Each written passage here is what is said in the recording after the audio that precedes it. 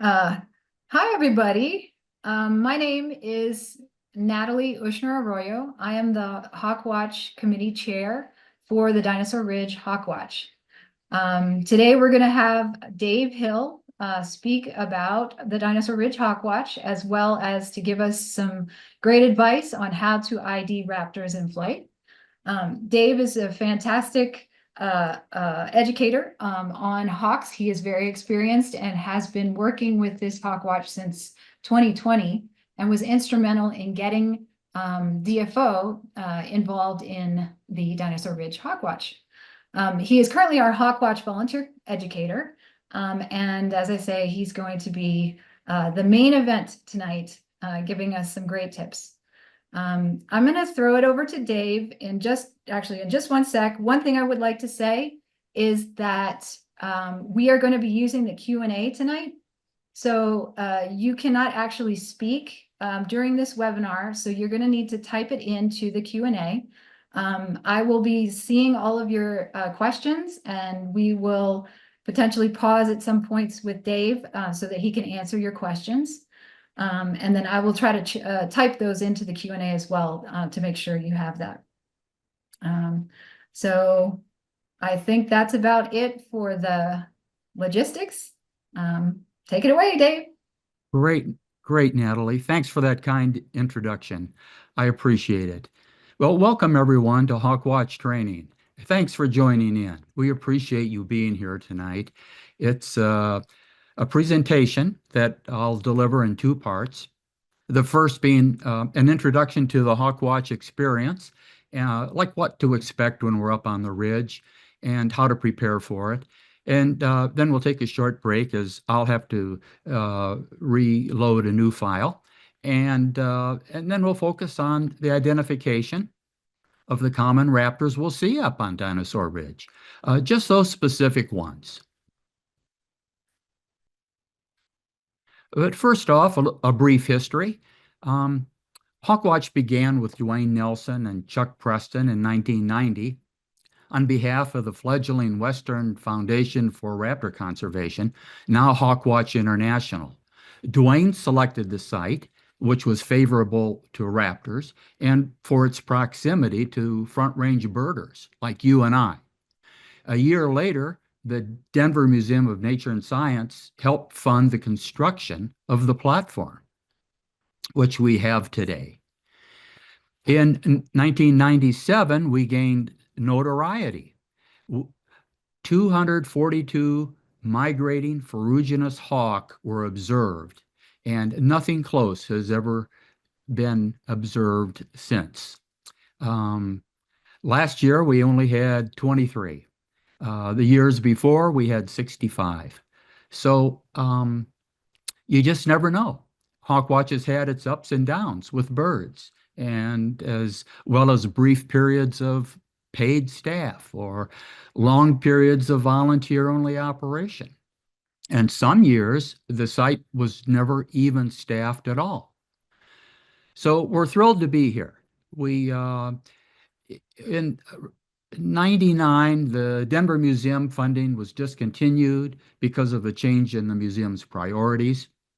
The new CEO had a different interest than birds, and the Bird Conservancy of the Rockies picked up the helping the site. They staffed the site for 20 years, from year 2000 to 2020. Jeff Bierich coordinated that effort at that time with a volunteer-only approach. In 2020,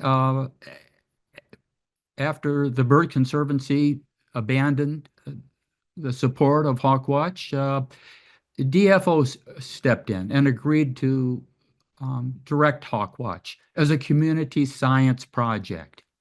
And in 2021, we created a Hawkwatch committee and moved forward with volunteers. The next year, we raised funds to support a full-time hawk counter and organized training and improve signage. And that's the way it's been the last 4 years. I believe this is our 4th year of having a paid hawk counter on the ridge. In the meantime, the committee has made a reach out to truly mark Hawkwatch as a citizen science project by forming a broad coalition of community actors. Uh, this coalition has been a major accomplishment for Hawkwatch. The current status of Hawkwatch at Dinosaur Ridge is the result of this strong team effort. This is a view of the sign at Dinosaur Ridge. DFO directs the watch, and it's as indicated here, but check out the logos across the bottom of the screen. Contributors include Hawk Migration Association of North America, HMANA, Jefferson County Open Space, JEFCO, Denver Audubon, the Colorado Field Ornithologists, CFO, and most recently, Nature's Educators. You know, we're all committed to the scientific study, enjoyment, and appreciation of raptor migration, and we're thankful to have your support as well. Without without that, this endeavor would not be successful at all. So thanks for joining us, and thanks for being here. So, how do we prepare for Dinosaur Ridge? Well, it all begins with a little study and raptor review so that we're keen on our IDs when we get to the platform. And we'll accomplish this bit tonight in the second part. We'll need to check the weather forecast. It can be fickle. It's Colorado, and it's important to dress for the weather, the sun, the wind, and the cold in layers so that we're prepared. It's like a long way back to the car. If things are don't keep us warm, if our jacket doesn't keep the snow off, and so on. So most of us will bring sun hats, sunscreen, plenty of it. We're facing south. It's important we're looking towards the sun. The face will be illuminated with sunshine. Plenty of layers, lunch, water, binoculars, scope if you have it. We'll pack our gear. If you look in my trunk, you'll find an extra box for muddy boots. The trail, when it gets wet or the snow melts, the the soil becomes extremely muddy and it just acts like concrete. It just sticks to your boots. It's really quite the job. So I bring an extra pair of clean shoes from home so that I can swap out my muddy boots when that happens and have a clean pair of shoes to drive home.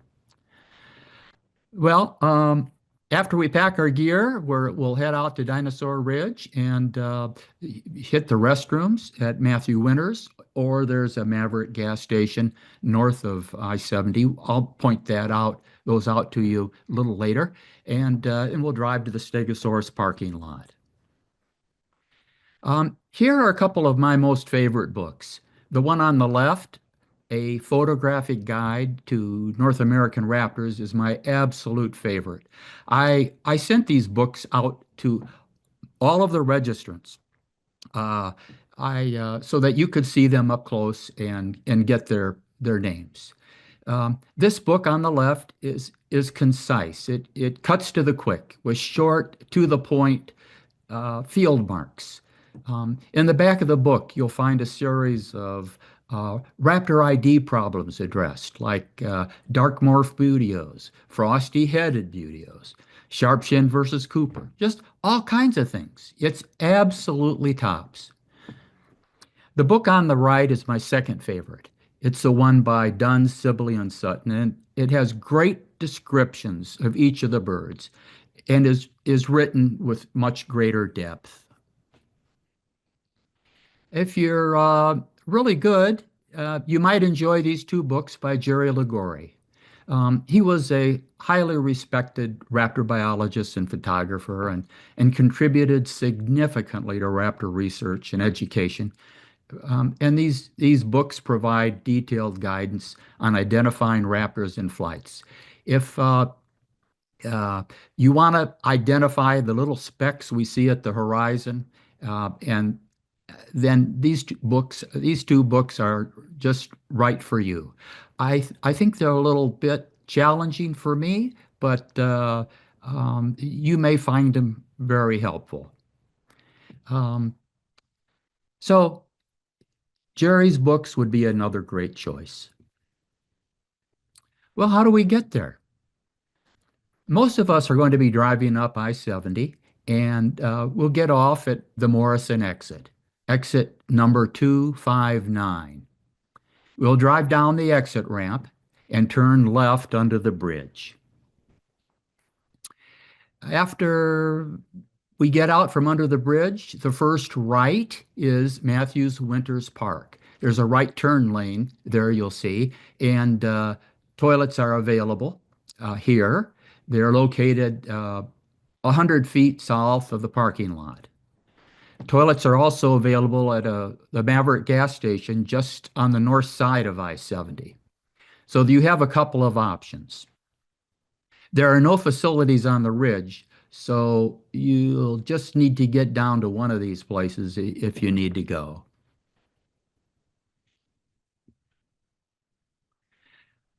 So here's a top view, Google Maps. It's hard to see. I-70 is running diagonally, and Colorado 93 is running north and south. But again, the first right as you get out from under the bridge is Matthews Winters Park. That's the lower red circle. The top red circle would be the first left when you come out from under the bridge. And that's where we'll park. You'll see the top red circle is the Stegosaurus parking lot. You can see that it's just adjacent to I-70. So here we are again. The Stegosaurus lot has an arrow pointed to it. And those series of arrows are our path up to the Hawkwatch platform. That's a circle in the lower right-hand corner of the picture. It's a 0.56-mile walk to the platform with a 259-foot vertical elevation gate. It's work, and it's going to take time. We all need to breathe. I kind of allow 35 to 40 minutes to walk up to the platform. And you never know, we might encounter mud, snow, and ice. So traction controllers come highly recommended, like yak tracks, micro spikes, hiking poles, all would be handy to have. When we're up at the site on the ridge, well, yeah, here, let's look at the hours. The first week in March is standard time, and we generally service the ridge from during standard time from 9:30 a.m. to 3:30 p.m. That's a 6-hour shift. Um, During daylight savings time, which begins March 9th and will run through the entire remaining days of the hawk count, the ending date being May 10th, we will shift to 8-hour days and 2 4-hour shifts. We allow more time in the afternoon because the thermals build and there's more opportunity for raptors to migrate and to use those thermals to move north. Uh, we have a designated official counter, Emma Riley. This will be her 3rd year, I believe. She'll take a clipboard and pencil, and she records the data in hourly intervals. She tallies the weather data, the temp, the sky, the wind, as well as the raptors seen. And at the end of the day, she enters the observed data into the hawkcount.org website. I'm going I to like, interject real quick yeah, and Natalie, shoot. say, yeah, we have also a second counter, and her name is Audrey Anderson, and Mm-hmm, she will be joining Emma on some of Emma's off days to mm-hmm, do the count as well. mm-hmm. So just wanted to let you know her as well. You you bet. Thank you, Natalie. I appreciate your help. The This time on the ridge or being up on the ridge is real fun for me. It's a real special time. It's a time of team dynamics, of team building. It's an opportunity. Um, Somebody up there, the positive energy. We just look around and it's just beautiful up there. And pretty soon someone's going to see something coming along and will yell bird. And then they'll yell out the location where they've seen it, like Two Pines. And as it gets closer, maybe they can call out the field marks that they see, like rounded wings, square tail, hunched wings are called out. And the group can discuss aloud and listen to what others see on it. Um, and that's neat. The group will arrive at an identification um, and and we all share it together. Of course, the official counter, Emma, makes all final decisions. And sometimes we just can't even identify a bird, and that's okay. Those things happen. They come by so fast, and we see so little of them. It's hard to really to get an ID on some of them. There are three categories of help on the ridge, maybe in a little more detail. The first category is the official counter, and this season it's Emma. She's in charge of things. She's going to be up on the ridge 8 hours a day, Sunday through Thursday. And again, she records all the data from the observations on the ridge into the database at hawkcount.org. As Natalie mentioned, Audrey Anderson will lead the count on Fridays and Saturdays. And we have two other helpers that are going to be up on the weekend. Laura Campbell will help on Saturday and Laura Farnsworth on Sunday. We're just thrilled to have this kind of help on the ridge. It provides for meaningful scientific data. And we observers are up there helping the counters, helping to point out the birds we see so that none are missed. The more eyes, the better. This is a copy of the daily report form that's filled out each day. I just thought you'd want to see it. The top portion is for the weather data, and it's recorded every hour of the day. You can see if you look carefully the temperature, the wind, the all kinds of things going on. Matter of fact, the counter has a special instrument called a kestrel. And if you're up on the ridge, you can ask to see it, or on our Saturday field trip, we'll be sure to look at that. I think you'll all enjoy seeing it. That it measures the wind speed, and it's pretty cool. The bottom part is for the raptor species seen every hour. So the left column of that lower chart, it lists all the birds that we could possibly see up on the ridge. And the top line of that chart is the hourly line from 8 to 9, 9 to 10, and so on. And this is what's filled in and reported on hawkcount.org. The second category is observer. And, observers are needed every day of the week, and it helps the count. It helps the observer. Lots of eyes is what it takes.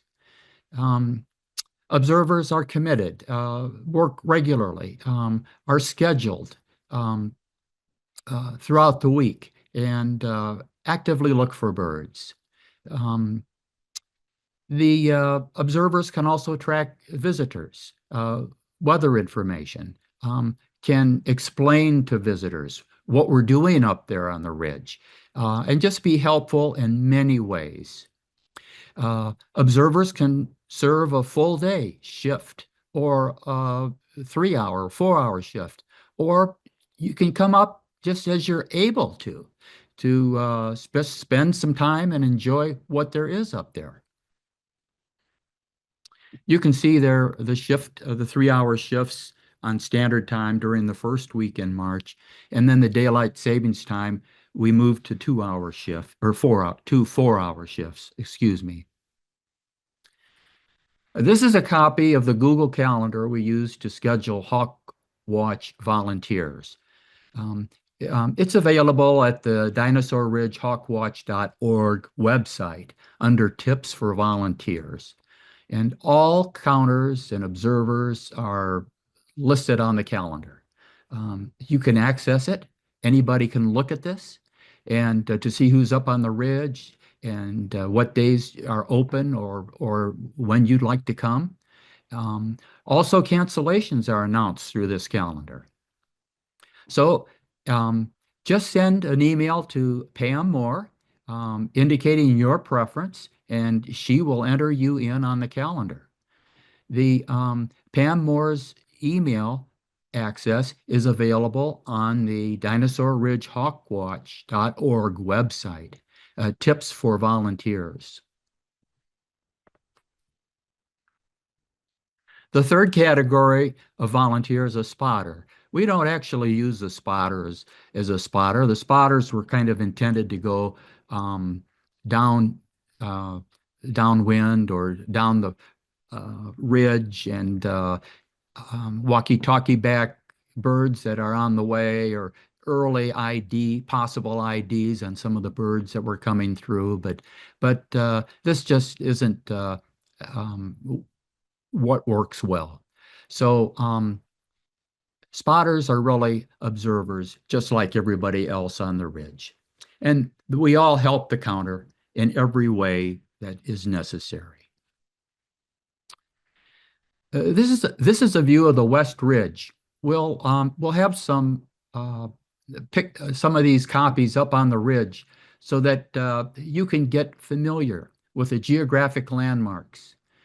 These panoramic photos were compliments of Cynthia Madsen, who volunteered on the ridge over several seasons. Um, and they're also accessible on the Dinosaur Ridge Hawkwatch.org site. They're in the volunteer toolbox, tips for volunteers. You'll find them if you just poke around on the website. We'll review these geographic landmarks on Saturday's field trip. Um, and it's important that we know them. It helps to know these because when you call them out, others know where to look. Once the birds have been spotted, others can get on it. And we're all into the identification. We all want to see the birds. This is a view to the east, the green mountainside.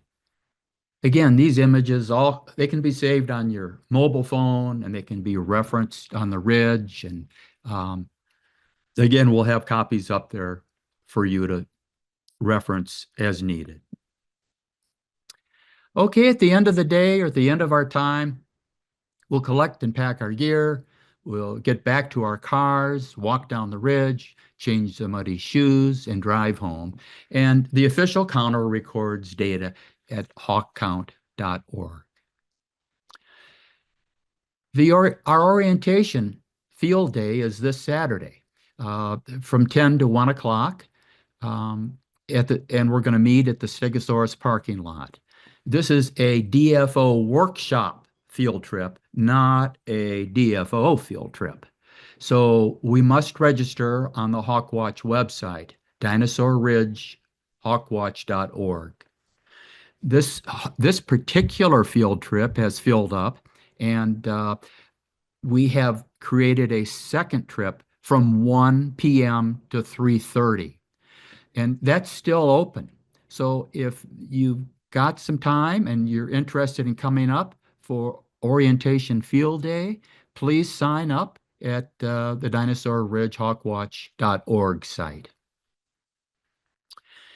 To sign up for the field trip, you'll need to create an account if you don't have one and agree to DFO's release of liability. If you don't, you just show up. I'll have to give you a paper form for release of liability and have you fill it out in the parking lot, and that's just kind of a hassle. So please just go through with the account. The DFO is not going to harass you with emails and things like that, and it just saves us a lot of time. Thanks. Well, I don't know if we need a 5 minute break, but I'll need a break. I've got to switch out my uh, files. And while I'm doing that, you should all get out those review sheets that I mailed to you, uh, yeah, emailed to you on the Hawks, the Raptors that we're going to identify tonight. You should have 4 sheets, the accipiters, the Buteos, the falcons, and then the other birds and large birds. Okay? Natalie, is there anything that you want to add or? I think you have covered everything. Okay. But yeah, no, I think, basically, yeah, go back to the Dinosaur Ridge website if you haven't, already registered for the orientation. And we do have that second, shift of the orientation from 1 to 3:30. So, that is available if you would like to come on Saturday and visit the site. Mhm.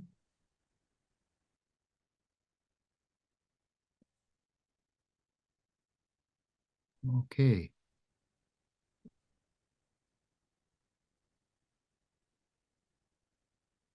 Okay. How is this? Can everybody see? Can you see, Natalie? Is this Yeah, we can see. okay? You can see the bird there? Yep. Okay. Well, welcome back. I hope we're all set. So we're going to dive into raptor identification. The focus of this presentation is to help us all with identification of raptors. There's 17 birds that that we're going to review, and we'll hone our ID skills on these birds only, the ones that we'll typically see up at the ridge. Um, we're going to look at field marks that are unmistakable, that are to the point, that represent each of the birds, and the obvious ones that are critical to the identification uh, of each. And we're not going to delve into any minutia of plumage. We're going to keep it simple and smart, and we're going to cut to the quick. Okay. This bird is just for fun. It's a great pick. It's a peregrine falcon. We can note the wide moustachial mark and the strong, um, well-developed tomial tooth. You see the little notch in the upper mandible. I'm kind of circling that. Um, this adaptation is most pronounced in peregrine falcons, as this one, merlins, and American kestrels. The uh, and it's for precise killing. They sever the spinal cords of their prey and kill them immediately. Prairie falcons have a less developed tomial notch, but they rely more on foot strength. Well, that's just an FYI. So that you don't just, well, we're going to pass that on. We're not going to see these kinds of things on the ridge. Okay. Well, let's start. What is a raptor? Um, Raptors have 3 characteristics. There are 3 that define a raptor. They're the hooked bills, um, for tearing flesh and killing prey. They have powerful talons for killing prey and defending themselves. And they have keen eyesight. So those 3 characteristics, go into making what a raptor is. Okay, and raptors, they like these updrafts, especially when they migrate. Um, this, the hawks utilize these warm rising air currents called thermals. Raptors ride these thermals high into the sky and then glide off and miles and find the next one. And it just saves energy as they cover hundreds of miles in their migration route. The, uh, the sun heats the land, and the land in turn heats the air, and the air warms. Uh, Warm air is less dense than cold air, creating a thermal updraft, and the raptors love them. These thermals don't occur over water bodies. So the concentrated heat of the sun is dispersed within the water, and raptors generally don't migrate over large water bodies. They go to great expense in flying to avoid them. So at Dinosaur Ridge, we're lucky. We've got these thermal updrafts available. Well, Dinosaur Ridge has another factor going for itself. These updrafts are called orographic lift. Winds you can see coming in from the left hit the ridge and go up. Um, they're created along ridges and create uh, the lift is created by just the movement of the air itself. The wind comes from one direction, hits the ridge, and rises, and that's what happens at Dinosaur Ridge. Some birds will soar right over the top of the ridge, and it's quite a sight. Dave, Yeah, we have a question. sure. The question is coming from Nancy Bilello. Hmm. Apologies if I mispronounced your name. Nancy says she's a new birder and she's asking, where do the hawks migrate to and from? Well, that's great. I've got uh, I've got a slide up right now to help with that answer. So just a real quick hit on migration. Some raptors travel great distances. Um, for example, the range map on the left shows a complete migration, which is probably one of the most distant migrations that we have of the Swainson's hawk. We can see in North America, uh, the Swainson's hawk nest in the summertime. And at the end of summer, they fly south into Mexico, Central America, South America, and into Argentina to winter. That's called complete migration. The, uh, the range map on the right shows an example of a partial migration. That this range map shows that of a red-tailed hawk. We can see during the summer, it it moves up into Canada and Alaska, and in the winter, the red-tailed hawks move into the U.S., Mexico, and Central America.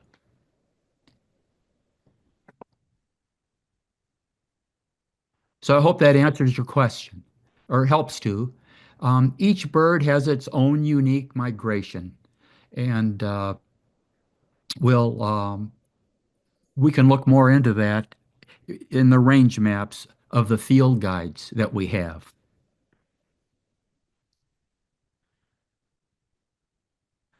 This map shows bird counts at raptor um, areas, hawk sites around the United States and into Mexico. The one I just circled, the 4,447,000 birds, is in Veracruz, New Mexico.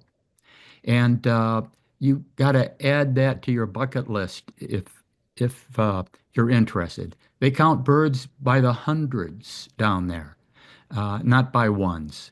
It's truly a remarkable experience to see that. Farther north, the 731,000 birds, I believe, are um, in Brownsville, and the 59,000 birds are in Corpus Christi, Texas.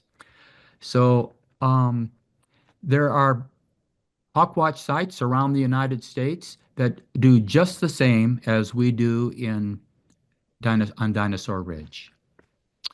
Last year, Dinosaur Ridge had 2,150 migrants. Um, it's not the standout, but it is the only site between Albuquerque to the south and Montana up to the north. So it's a great site, and it's a good way of tracking the birds that we can as they move north to south, south to north.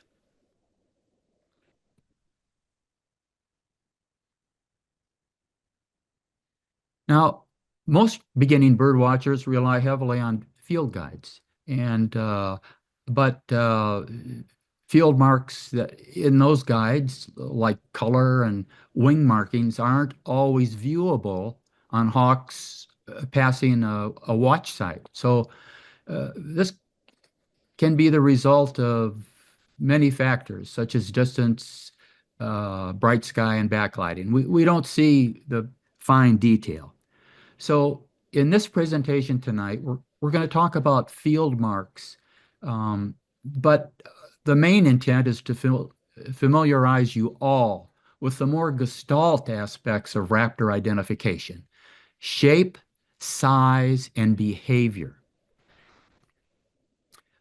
The purpose of these field mark slides is to show any aspects that you might see that would help to confirm.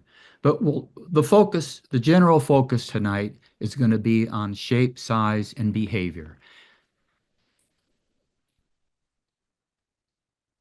First, we'll start with the accipiters.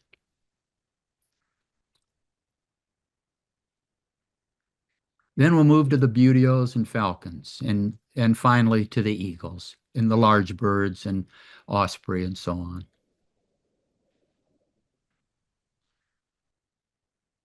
Here's a better view of raptor shapes. The falcons, you'll notice, and I'll repeat this over and over tonight, and hopefully it'll work its way in.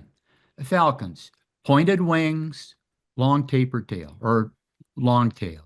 Accipiters, rounded wings, long tail. Buteos, broad wings, short tail. Osprey, M-shaped. Eagles, long plank-like wings. Northern Harrier, thin wings, long tail. And we're going to throw in turkey vultures, even though they're not they are kind of a raptor, but they do have keen eyesight, and they their talons are not as strong as as other raptors. They do not grab prey. They hunt carrion, and they hunt mostly by smell um, to find what they need to eat. But we're going to cover them anyway because we'll see them up on the ridge, and we need to distinguish among them.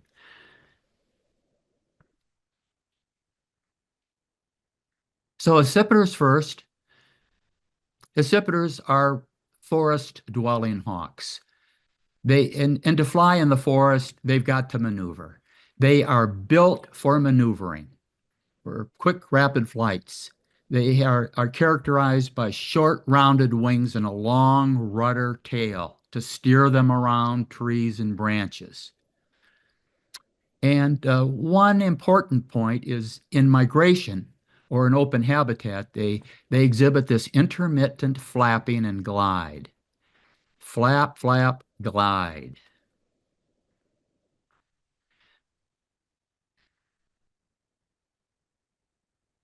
They fly alternating flapping and gliding.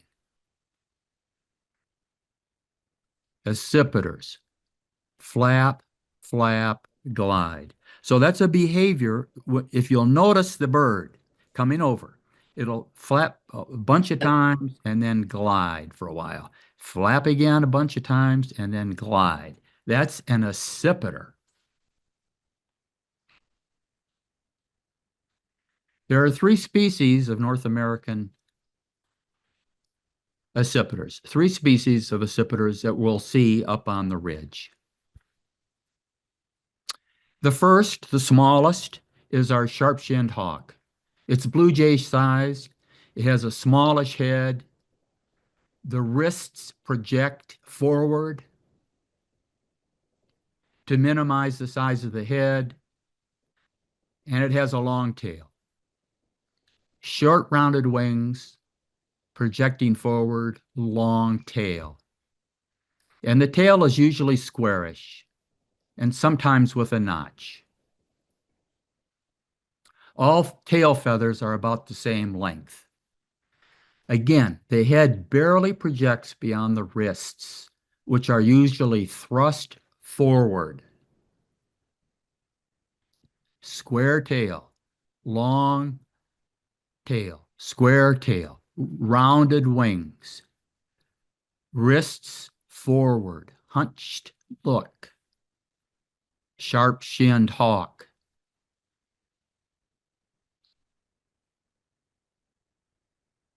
So here it comes. We get closer. We can see the bird. Look at that. Roundy wings, long tail. Note that tail, that big rudder tail. This bird, blue jay sized, is the smallest accipiter, the sharp-shinned hawk. I'm going to do that again. The wing flaps.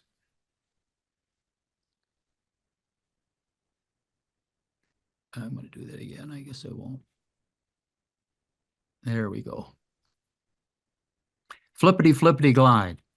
So here's another clue. This bird is small, and the wings go so fast that they are not countable. It's hard to count. It's almost impossible to count. The flaps go so fast that you can't count them.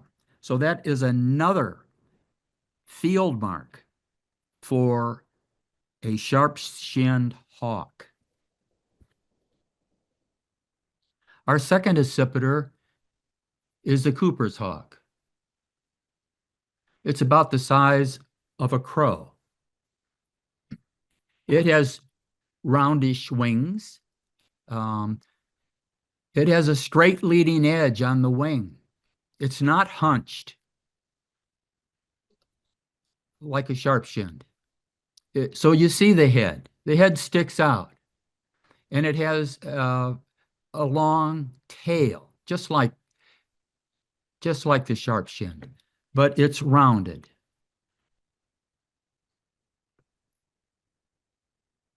We'll take another look at that. It's a bigger bird, and so the wing beats are slower. Instead of flippity, flippity glide, this is flappa, flappa glide. These wing beats are countable. So again, if you see the bird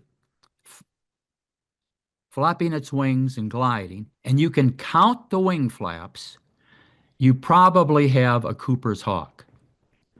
So note again, the leading edge of the wing, straight across, no hunch here.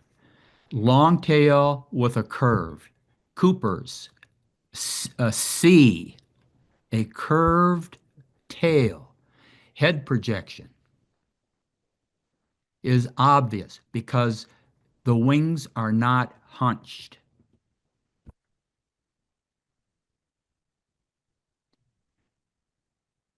So here's a comparison of the two,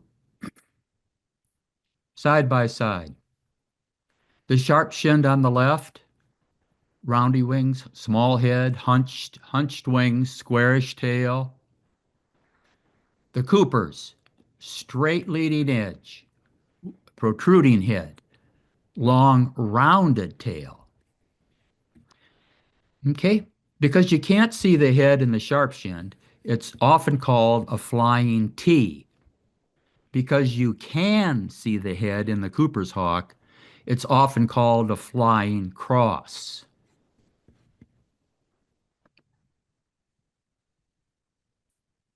Our third accipiter is the American goshawk.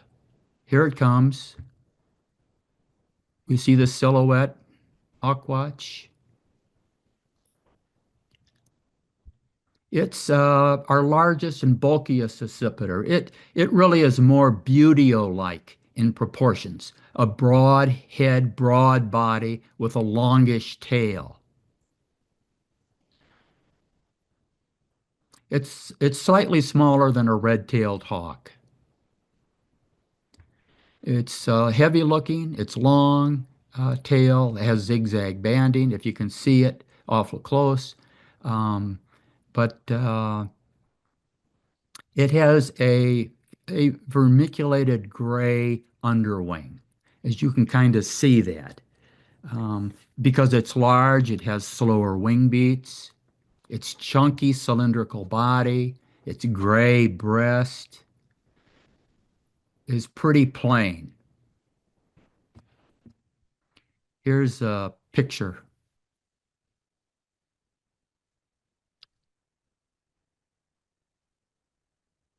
Sometimes it has a distinctive white eyebrow, and that's characteristic if you can see it.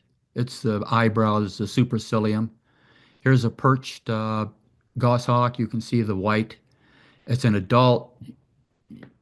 Um, okay, you can see the gray breast. You can see the white eyebrow. You can see the vermiculated gray markings across the belly, the underwing. Thick body like a 747. It's bulky, uniformly gray underparts. And when closed, it has a wedge-shaped tail tip, but it's not visible in this photo. Okay. Well, that takes care of our accipiters. Dave? Yeah, So there was a little bit of discussion in the Q&A. yeah, Amanda and Janet were noting some things. sure. So one thing I want to mention to everybody is that the sharp-shinned hawks, the Cooper's hawk, and the goshawk have always been considered accipiters. In late 2024, Hmm. they actually changed the genus for the Cooper's hawk and the American goshawk, so that they are now in the genus Astor, and they're separated from the sharpshin, which is still an accipiter. So Dave Yeah. is just presenting this as the original genus names. Okay, great. Thanks for the update, Natalie. You bet. So I'll have to make some changes. I appreciate that very much. Thanks for sharing.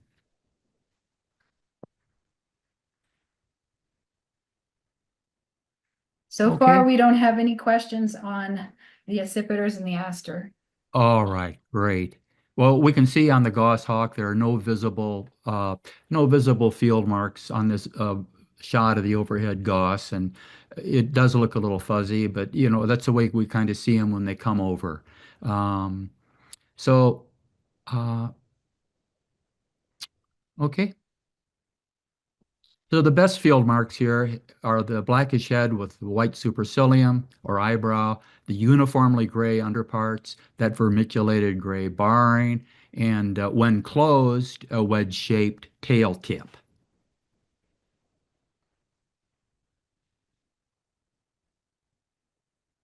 Okay, Buteos are soaring hawks.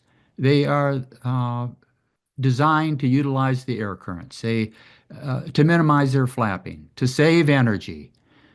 They're generally found in open areas. They're where they can soar and ride thermals. They're characterized by their long, wide wings and relatively short, broad tail. It's perfect for utilizing the updrafts and thermals. Our quintessential buteo is the red-tailed hawk. And here's a picture of it. That's the one we're probably most familiar, as it's the most common hawk around. Here's our silhouette.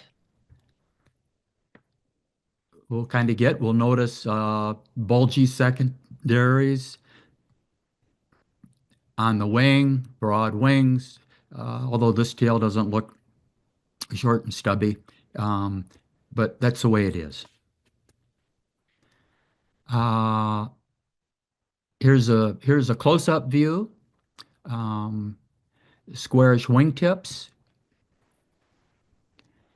the dark patagial area. You see the dark bars at the leading edge of the underwing. Those are called patagium. The patagium are the feathers that cover the leading edge of the wing, the coverts. They cover the bases of the primaries and secondaries. The dark patagial areas, those two dark bars at the leading edge of the wing, are all you need to identify this raptor as a red-tailed hawk. The red tail also has a belly band that can vary from minimal to pretty heavy. And it has a comma. Some people say comma dash, but really it's that patagial bar, the dash. If you can see that in the underwing, you've got a red-tailed hawk. The red tails, all adults also show a brick red tail. The juveniles are faintly barred brown, and they don't. Uh,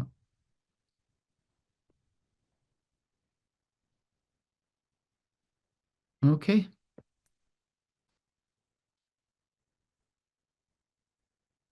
So, what if I can't see these markings? Um, let's not, let's check those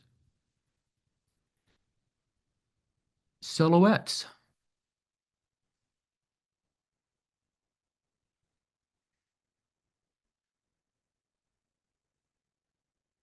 And we'll check out the behavior.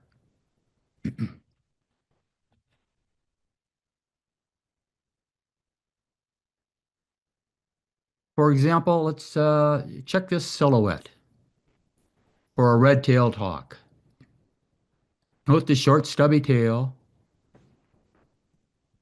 Note the bulge of the secondary feathers. The secondary feathers are the innermost feathers on the wing. I think a dozen, 10, 12 innermost feathers that are bulging out of line, and the relatively short tail. So this silhouette is characteristic of a red-tailed hawk.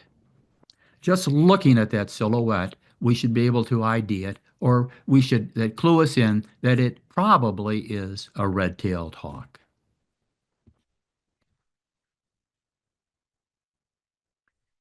So here's a soaring bird off in a distance, and it looks broad-winged, and it seems to have bulging secondaries, and it also seems to have a slight dihedral, which means that its wings are held up above the horizontal. They're lifted up just a little bit, and that's how red-tailed hawks fly.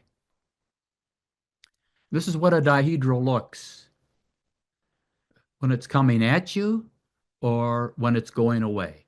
The wings are lifted up, not straight out. They're lifted up in a soar. Slight dihedral.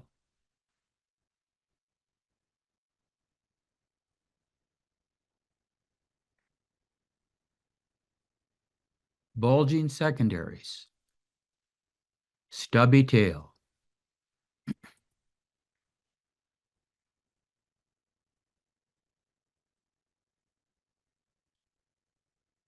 And the red tails soar. They soar real smooth and plainly in a calm and steady fashion, often referred to in the song Oklahoma. The best field marks here, again, are the dark patagial bars. Again, that's all you need. Red tails and the silhouette, showing the bulgy secondaries and the short tail.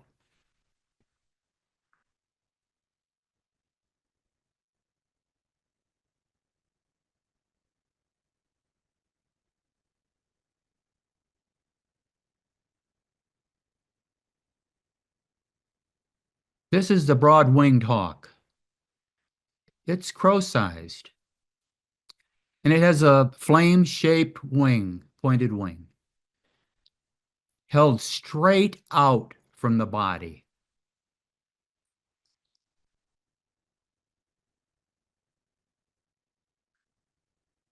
It has a pale underwing with a black trailing edge,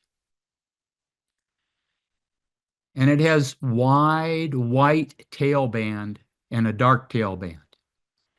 That's the adult in soaring flight. This bird is 3/8 the size of a red-tailed hawk. It's similar to a crow, a rock pigeon, or a mourning dove. But the best field marks are the pointed flame-like wings, the underwings that appear unmarked except for the trailing dark border, and on adults, the dark tail with one wide white tail band. Broad-winged hawk.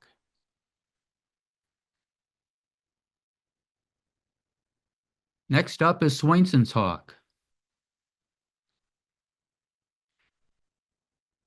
They're a long-winged beauty of the prairies. They show a dark bib generally, white body, but note they have dark flight feathers.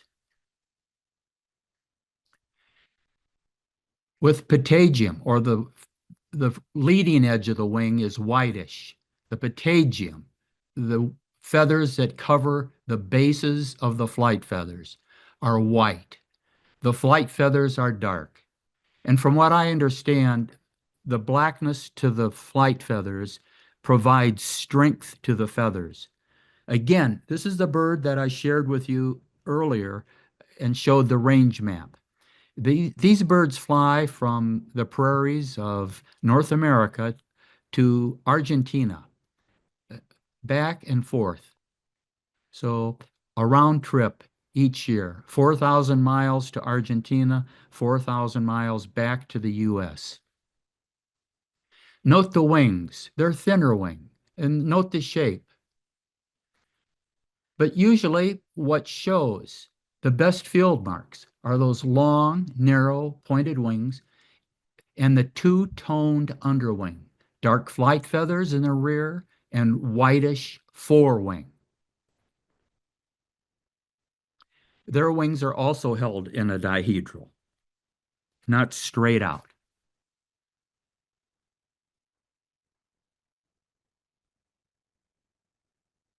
Here's a bird that we get in the winter, and we have here in the Denver metropolitan area at right now. It's a rough-legged hawk. It's a long-winged buteo that comes down from the Arctic. It it it nests right along the Arctic Ocean in northern Canada, northern Alaska. It has different morphs. We'll talk about them again. The light morphs show a dark belly band, and there are dark morphs. But the best field marks are these carpal patches. The carpal patches are the wrist patches on the underwing. They also have a wide black subterminal band in the tail.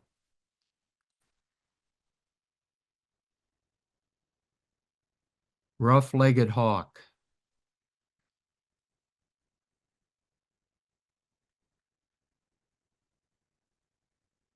Carpal patches. There you go. They light up. You see those carpal patches? That tail band, it's a rough-legged hawk.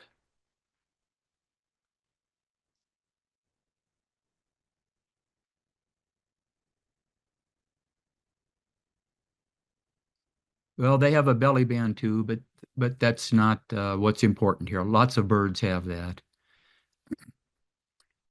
They do have a white base of the tail, and that's that black tail band that shows is along with those carpal patches. Those are the best field marks. the underwing, and that wide black subterminal tail band. Rough-legged hawk, our winter hawk.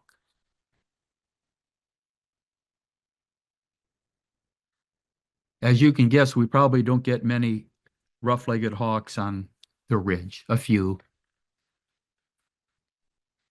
Our next bird is a ferruginous hawk.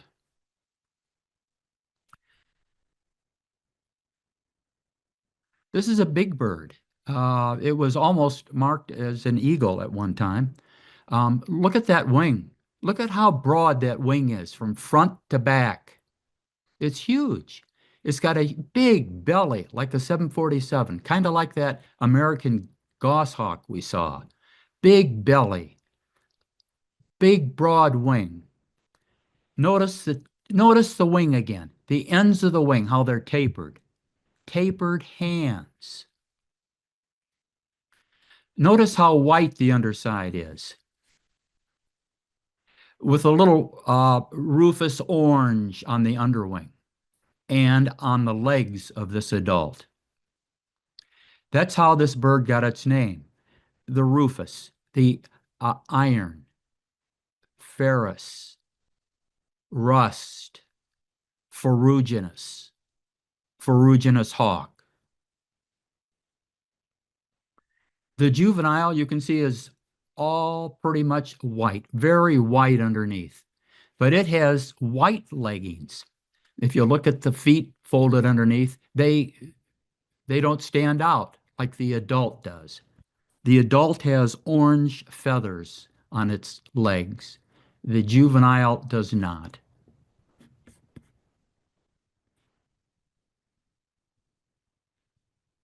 Broad body, long, wide wings.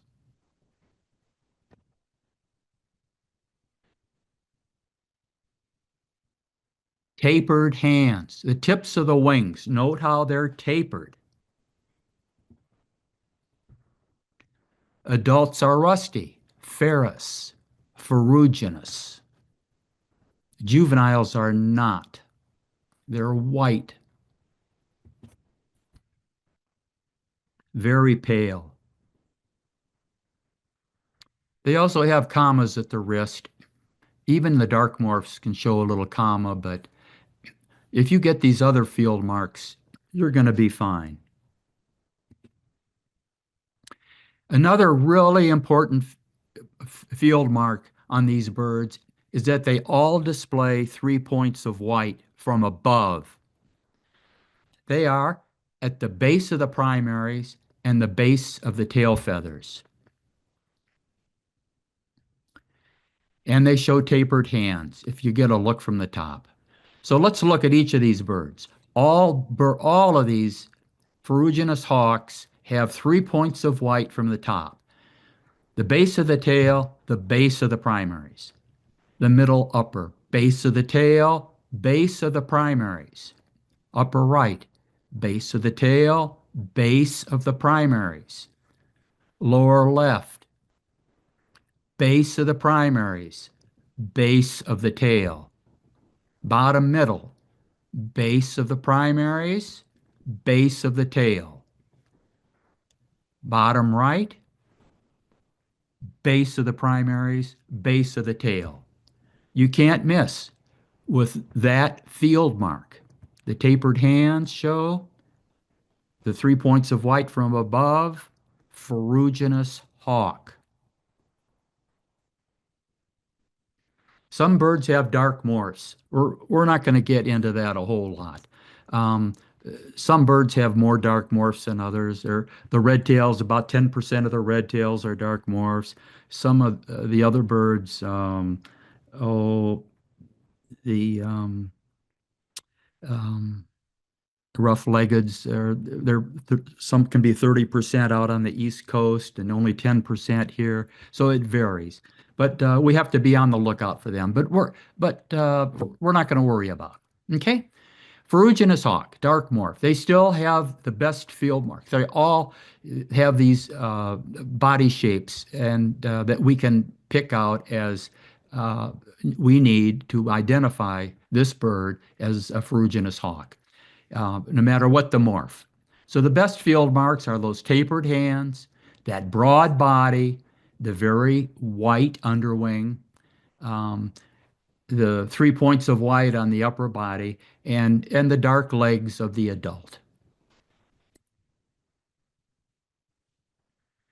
Okay, so dark morphs are seen in other birds here too.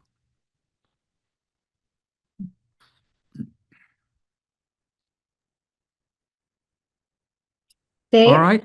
Yeah, Natalie, go so ahead. we have a great question from Amanda. Yeah, She is asking, which bootios would you say fly with the strongest dihedral in general? which Buteos? Okay, well, that's a good question.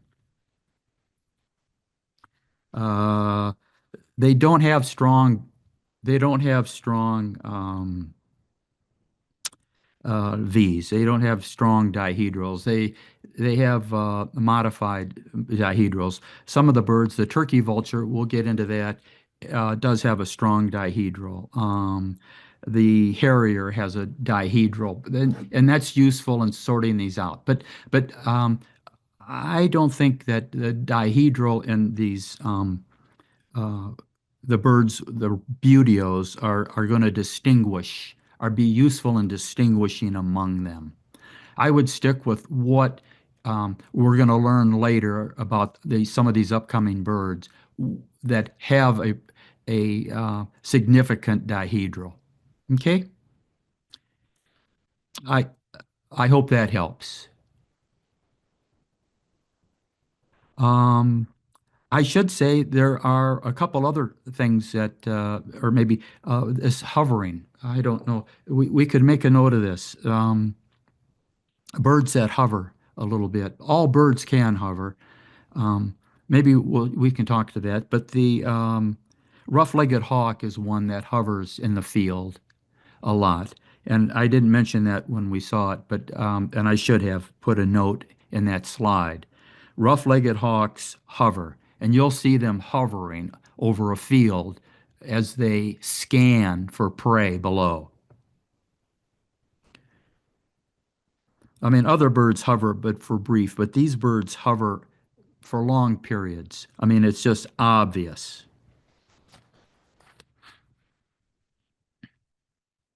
Okay, so let's move on to falcons. Um, Falcons are streamlined. They're fast-moving raptors. They are built for speed. They have sickle-shaped wings, uh, pointed wings, longish tail, and used powered rowing flight. Like if you can imagine a swimmer doing the breaststroke, the rowing motion of their arms, going down in the water and pushing, recovering above the water, fast, moving forward, row, push back. That rowing flight is obvious. They rarely soar, although some do.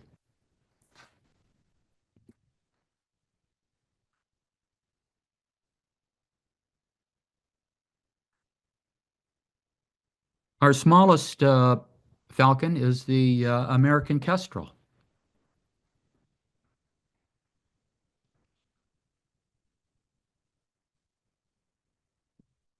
So, and they're dimorphic. You can see the male up at the just the picture that just came in, and you can see the female uh, down below and to the right. They differ in plumage. Um, the males have a bluish wing, and the females are rufous. Um, Note the males have spots on their breast, and the females have streaks. Uh, when you're birding with Cynthia Madsen, she says spots is sperm, and everybody understands. The spots on the breast of this bird in the upper left make it a male. Streaks are on the female. Spots is sperm. So Take that with you. Here's another picture of the male. Look at the blue wing. They're beautiful birds. Bright rufous back, the bluish wings, and you can see a black band at the end of the tail and the male. The female on the other side is pretty uniformly orange, with narrow bands on the tail, numerous narrow bands, with a rufous back. And as you're watching them, you carefully, well, here's this bird, and you see those dots at the base of the wing. There are little dots along the trailing edge of the wing in both genders. That's called a string of pearls. Note the string of pearls. Uh, and if you look carefully at the tip of the tail, you'll see a broad black band on this one. So you know this is a male.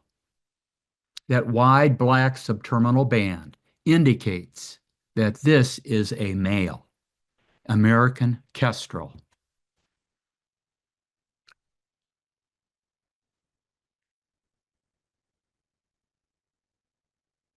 Next up is the merlin. They have less contrast. They're pretty uniformly colored. The merlin behaves like a kestrel on steroids. It's small and fast and powerful, and it means business. It usually doesn't mess around in the sky. It's on a straight line projection, like a missile. Uh, Powerful flapping flights, much shallower and faster than a kestrel. And it's just a little bigger. They've got a little wider wing front to back.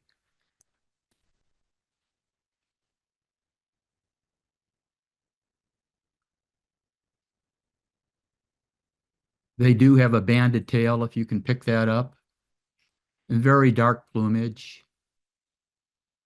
They're dimorphic slightly. The males are dark gray and the females are more chocolate brown, but that's pretty tight. So behavior, how they fly, how they behave. They soar with their wings flat. All right. Um, and sometimes, they're just ornery birds. They're kind of mean. And if you see like a red tail being harassed, uh, these two birds are merlin. Merlins harass others. They're tough. They're meanish. They're bullies, and that's just who they are. They're meant for business. So falcon, pointed wings, longish tail. It's got a banded tail, and they usually are fast in flight.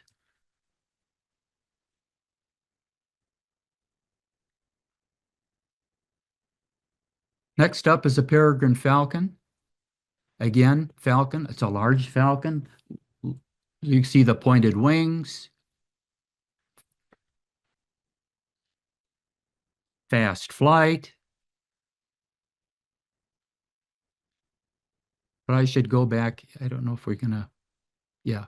Um, the wide upper throat, kind of. All right, this is a view. Note the underwing of this. Note this peregrine falcon. And this is kind of what you'd see in flight. The pointed wings, the long, kind of almost has a tapered tail. This one appears to have. But look at the underwing. Note how it's uniformly vermiculated under the wing and across the body. This is an adult peregrine falcon. All right, there are no unique marks on that underwing. So it is homogeneously patterned underwing. You can often see that helmet, the dark hood, the wide mustachial patch on this bird. the dark cheek, the mustachio patch.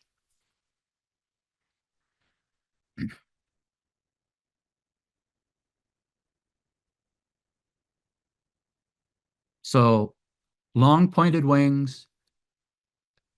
The adult has the gray barring on the breast, uniform underwing, homogeneously barred, the dark helmet with a wide mustachio.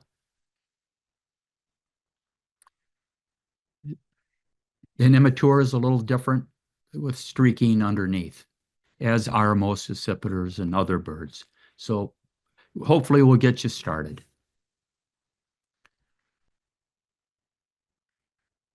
Our next bird is the prairie falcon. Note it's a lighter colored bird. It's sandy brown.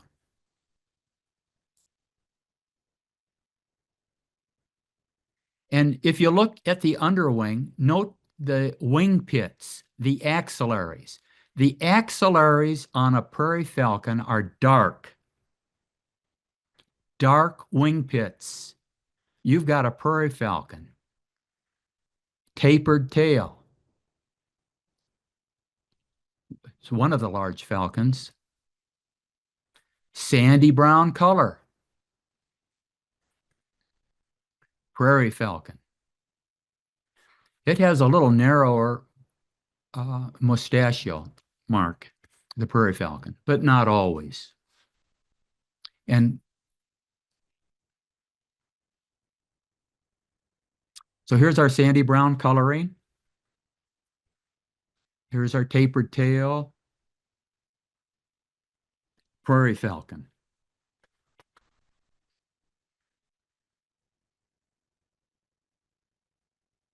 Okay, let's visit some big birds.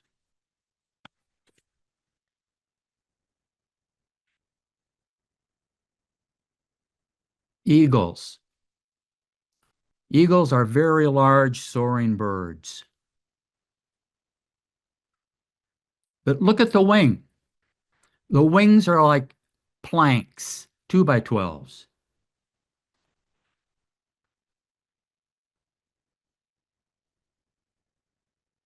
We're all familiar with this one, the bald eagle with the white head and white tail, the adult. We see those around town pretty frequently.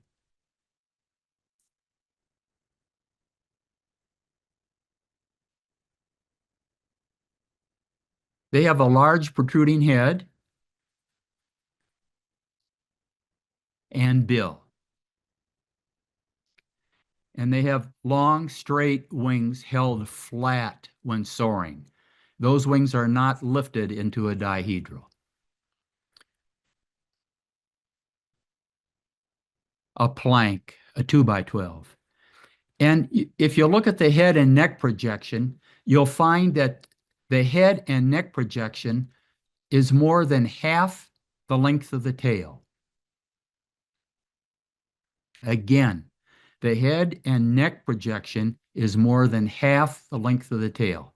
And that's not always easy to determine. But because that bill is so huge, it's such a honker bill, it gives that head greater length.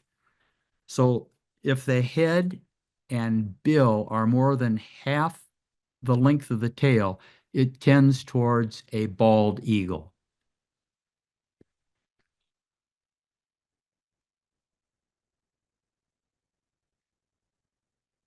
Immature bald eagles are brown and often cause confusion, and let's address them.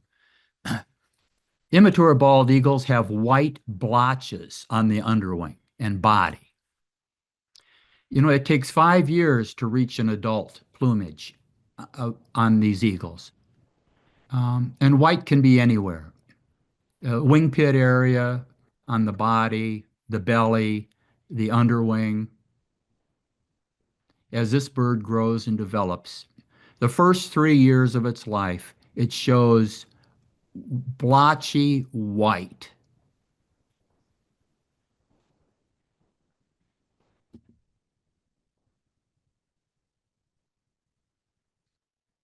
Large protruding head and bill.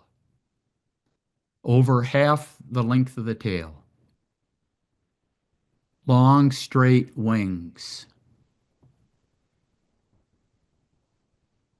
Bald eagle.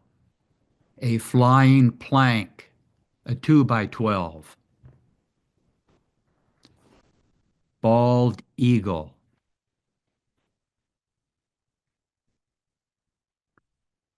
Okay, our other big bird is the golden eagle. It's a large, dark soaring bird as well. But look at the wing.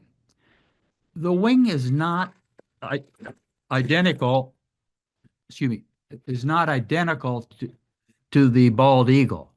It's more curvaceous and it has some bulgy secondaries. If you look at the rear of the wing, you'll notice some bulgy secondaries. Okay. You'll also notice that the golden eagle soars with its wings in a slight dihedral. That means uplifted somewhat from the straight out.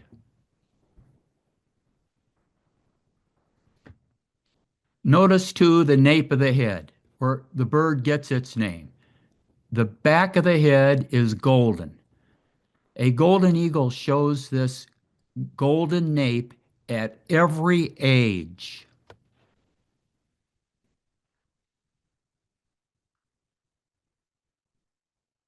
It has a smaller looking head than a bald eagle. In fact,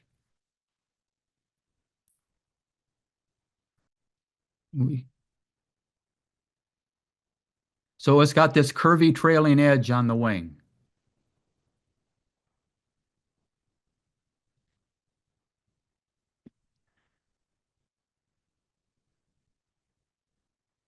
Moderate dihedral. Now here, this is an immature golden eagle, and you'll see that you'll see white on the underwing and the base of the tail. But you'll notice that the white on the golden eagle is only at the base of the flight feathers and the base of the tail. It's not blotched on the body and around the underwing. So if there's white on the underside of the bird at the base of the flight feathers or the base of the tail, then we've got a golden eagle.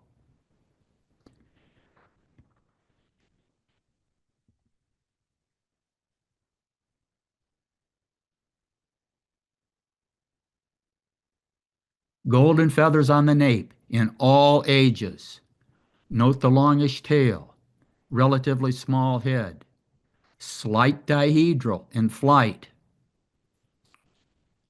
And the head projection here is less than half the tail length, if you look at it, because the golden eagle does not have that big beak that a bald eagle does. So if the head shows less than half the tail length, it's generally a golden eagle.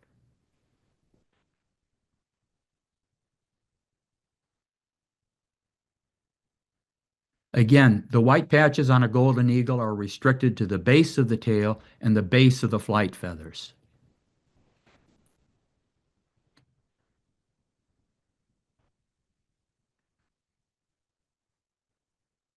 Okay, so quiz time. Are you an eagle eye? Let's just quickly check these who's who. Let's just look at these if we can. Let's look at the bird on the left and look at the wing. It's like a 2 by 12, planked. Look at the white on the underwing. It's blotchy. Some on the body, some on the wing. Let's look at this bird on the right. It may be a little curvy, but it's kind of hard to tell. Smallish head. You can see a little golden on the nape. A little white at the base of the tail, base of the primaries. So as the birds get closer, we can look and we can see this blotchy white, white in the wing pits, blotchy white across the body versus the white at the base of the flight feathers, and the tail. So the bird on the right is a golden eagle. The bird on the left is a bald eagle. So questions to ask. Small head, large head, blotchy white, white patches, plank, dihedral.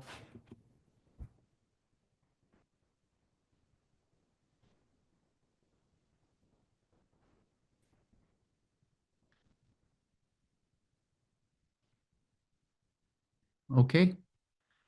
All right. So here we go. All right. So here we can see the curvy, bulgy secondaries on the golden eagle versus the plank's wings, plank-like wings of the bald.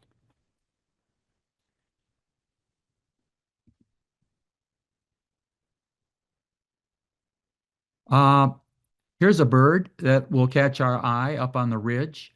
Hawk watchers will get this time to time, and knowing their silhouette and behavior can save a lot of time. So, what kind of quote hawk might this be? Well, it's a big bird. It's actually bigger than a red-tailed hawk, uh, but it's not a hawk. It's a raven.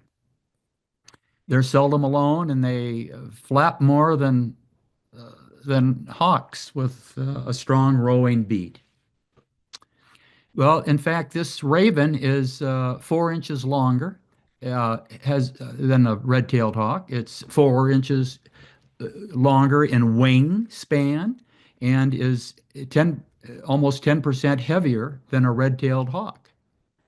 I actually saw one. They love to fly.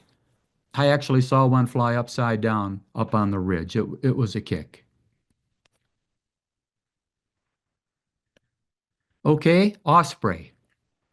Osprey, an M-shaped profile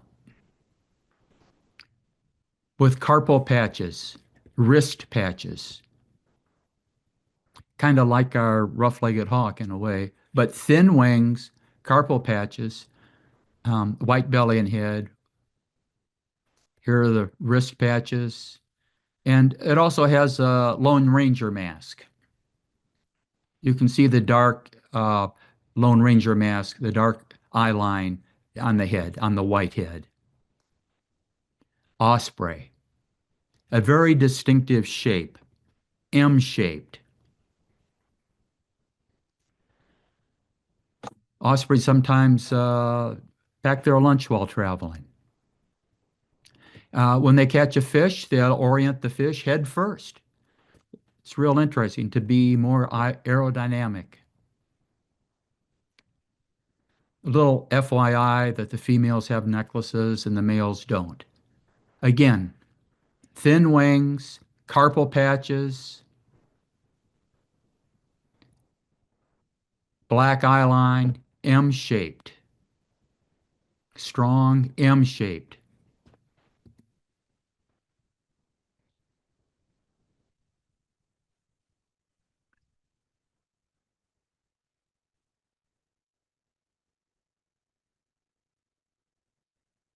So M, or if you turn that upside down, it becomes a W.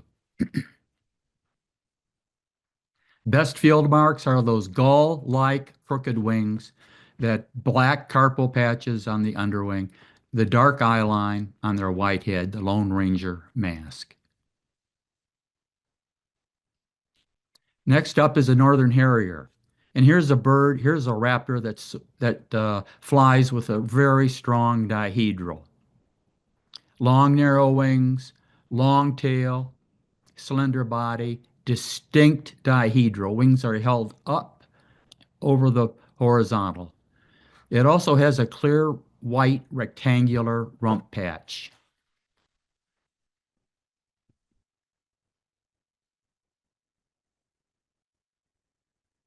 The females of these birds are brownish, orangey, and the males are silvery gray. This is a male on the right. You can see real silvery white. You can see the secondaries have a black bar, black wingtips. Um, and the females and young birds are brownish to orange.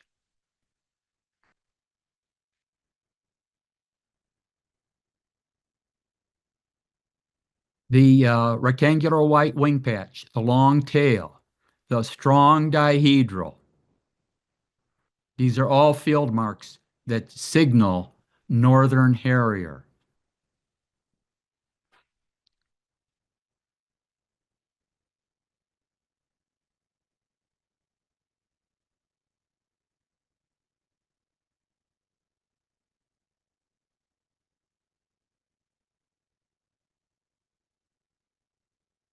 That easily recognizable white rump patch gives this bird a quick ID. That's one of the best field marks. The the others are the owl-like facial disc, and their slow flight close to the ground. Their harrying, quartering flight close to the ground, with their wings held in that strong dihedral. So here's probably a female bird with the owl disc. We can't see the white rump patch. Their long, thin wings. Here's a white rump patch. This one in the right below the name Harrier. The wings are held up in a dihedral. The white rump patch. Um, the upper right, white rump patch. Long thin wings. You can see the silvery underside, black bars trailing. A male. Here's a female on the right with the white rump patch in orange. Harrier, northern harrier. Here's another familiar dihedral flyer. Here's our harrier on the left, and what's this on the right? With silvery flight feathers. This is a turkey vulture. It's a very large bird. It floats through the air with their wings in a pronounced dihedral. They are Tommy tippies. They just rock back and forth, back and forth.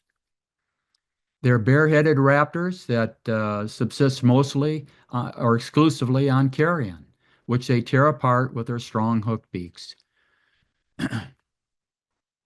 Their feet are relatively weak compared to other raptors, and they're not used for grasping prey, but they have excellent vision and a strong sense of smell by which they hunt.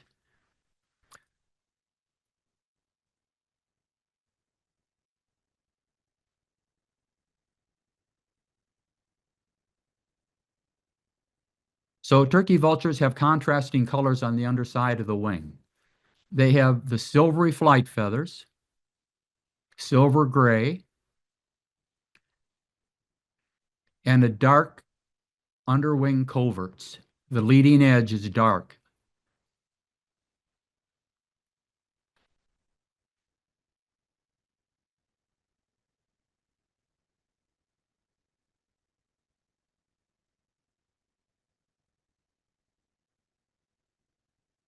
Turkey, turkey vulture, long wings, pale flight feathers, strong dihedral, rocking flight, longish tail. They also have a bare head, and you can see this red head on this adult. Adults have red heads. The juveniles are dark, are dark gray. Here are two birds that we've mentioned already with bitonal wings. The top one here has a dark leading edge and pale flight feathers. Turkey vulture.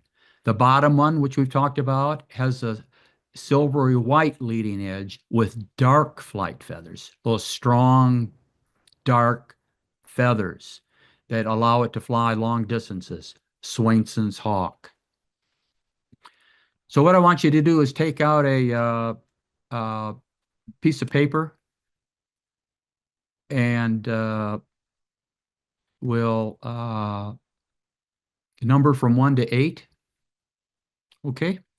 And I'm going to show you 8 birds that are going to fly over the ridge and to see if we can't identify those. So number 1 through 8 on the back of those study sheets. And I'll try to call out, I'll be like a spotter way down the ridge. And I'll try to call out some points as we see them. And then see if you can't put a name to them. 1 through 8. Okay? And they'll come pretty fast, like they do on the ridge. We don't get much time on them. Okay?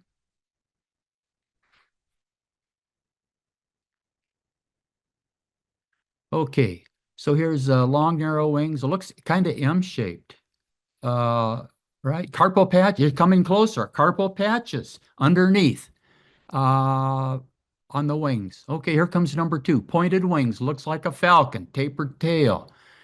Here 2 is coming closer. I see, looks like axillaries, or no, string of pearls. My gosh, here comes 3. Long plank-like wing. And it looks mottled underneath, number 3. Oh my. 4, pointed wings coming, long tapered tail. Here it comes closer. Oh, look at that. Homogeneously marked underwing, pointed wing. Okay, 5, long tail, rounded wing, hunched wings. Oh my gosh. Hunched forward wings, square tail. 6, oh, look at that short, stubby tail, bulgy secondary. Ah, patagial bars on the front of that wing. Got it. 7, rounded wings, long tail with head projection, straight leading edge of the wing, a curved tail tip. 8, okay, a flame-like wing, pointed. Oh, and a tail band. Excellent. Excellent. And an unmarked underwing with that trailing dark edge. 8. Excellent. Well, that's the way they come. All right, let's look at what we've got. The answers. The first one, osprey. M-shaped wings, carpal patches. Number 2, American kestrel. String of pearls. You could see the banded tail of male. This is a bald eagle. You can see the plank-like wings with the blotching. It's an immature. Here's a pointed wing. It's with a uniform underwing, a peregrine falcon. The hunched wings, square tail, rounded wings if you can, sharp-shinned hawk. 6, patagial bars, give it away, bulgy secondaries, red-tailed hawk.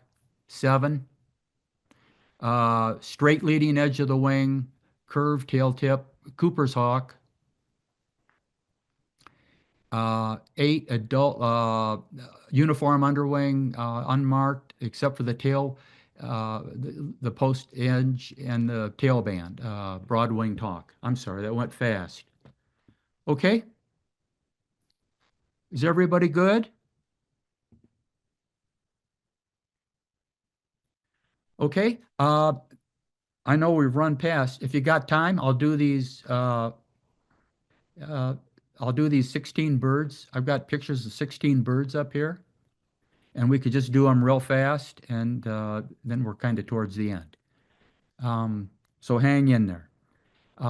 Let's check these out. We'll go to the upper left, all right, and we see blotchy underwings, um, long head, more than half the tail, immature bald eagle.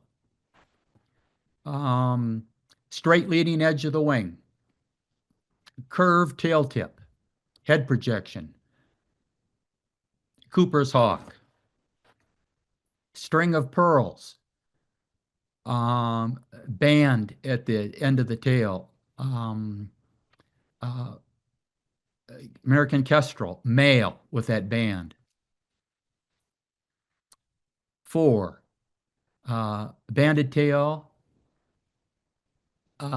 banded tail, uniform underwing. I would guess that would be a merlin. 5, Dark axillaries, dark wing pits, pointed wings, falcon, tapered tail, falcon, dark axillaries,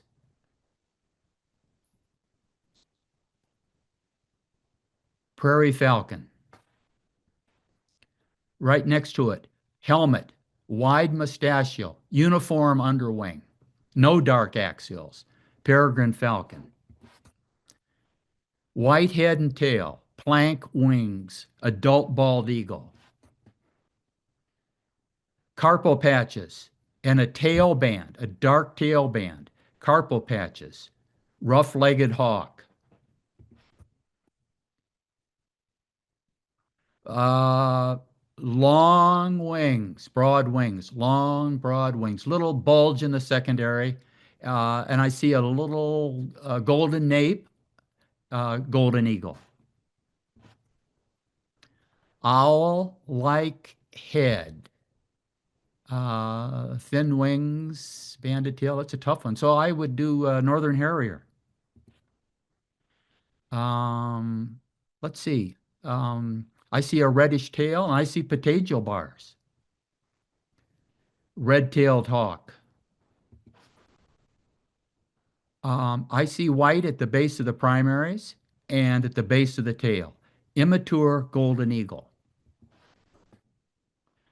I see hunched wings. I see a square tail, rounded wings, uh, not much head projection.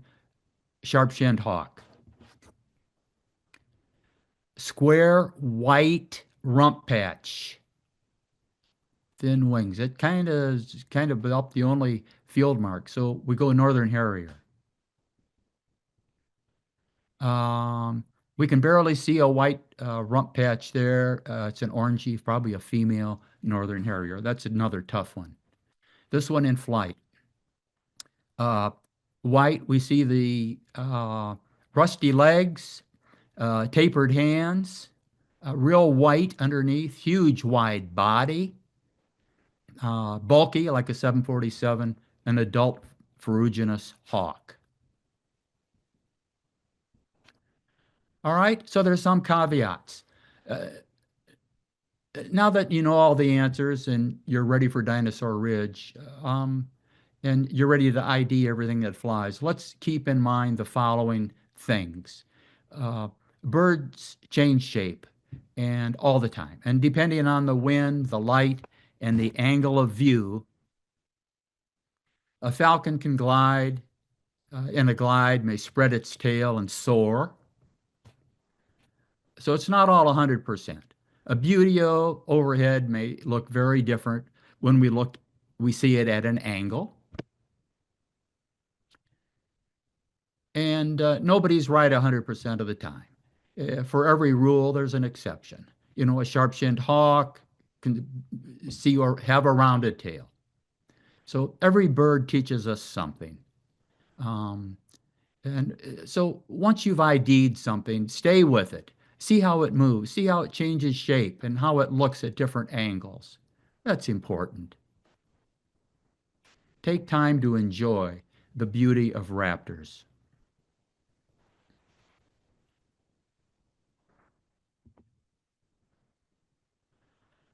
I list the field guides here again and the videos. The videos are all, you can check out the videos at dinosaurridgehawkwatch.org. They're all there.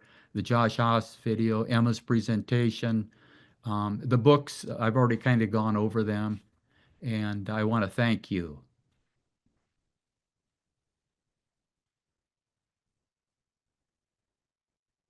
Natalie, are there any more questions? We have some great thank yous coming out from the Q&A.